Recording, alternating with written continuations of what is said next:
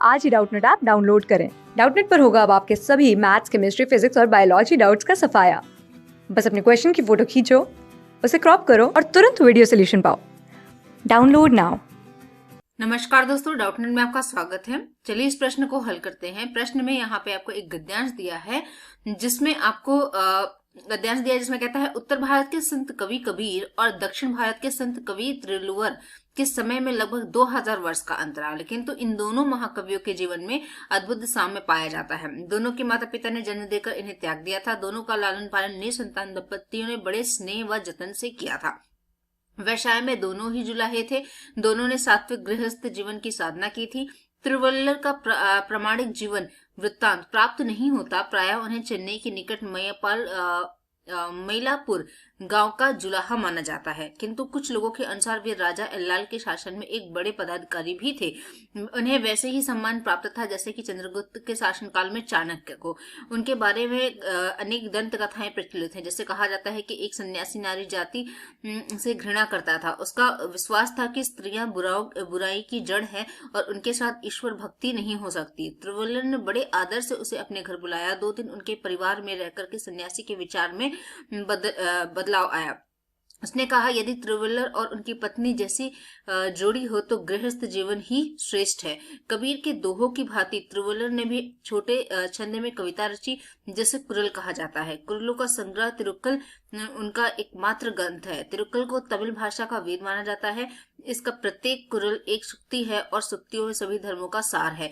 संपूर्ण मानव जाति को सुख के लिए प्रेरित करना ही इसका उद्देश्य प्रतीत होता है। जैसे धर्म के बारे में 2 कुरलों का आशय है, भद्र पुरुषों, पवित्र मानव होना ही धर्म है। स्वच्छ मन वाले बनो और देखो तुम उन्नति के शिखर पर कहां से कहां पहुंच जाते हो।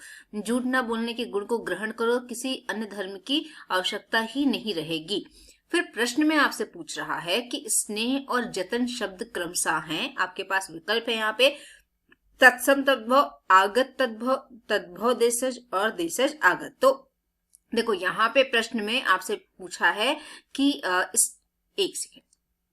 एक सेकंड का टाइम दीजिए बस। हाँ, स्नेह स्नेह शब्द और जतन शब्द क्या है? तो स्नेह शब्द होता है आपका तत्सम। स्नेह शब्द होता है आपका तत्सम, ठीक है।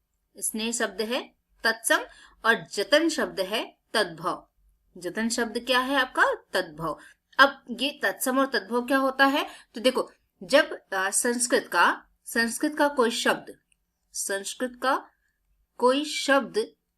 कोई शब्द हिंदी में प्रयोग हो, किस में प्रयोग हो?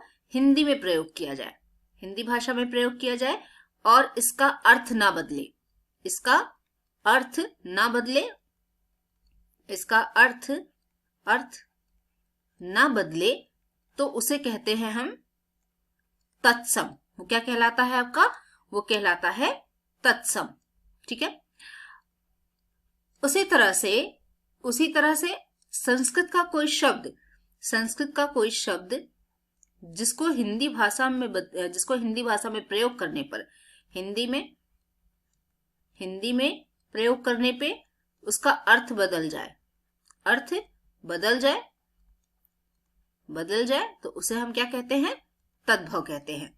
उसे क्या कहते हैं? तद्भव कहते हैं। तो तत्सम शब्द वो हो गया जिसका संस्कृत से हिंदी में प्रयोग करने पर रूप परिवर्तित नहीं होता।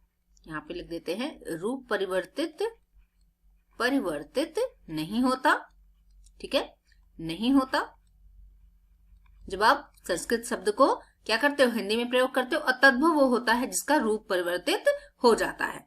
ओके, रूप परिवर्तित हो जाता है, ऐसे यहाँ पे डाल देते हैं, रूप परिवर्तित हो जाता है। तो स्नेह शब्द आपका क्या है?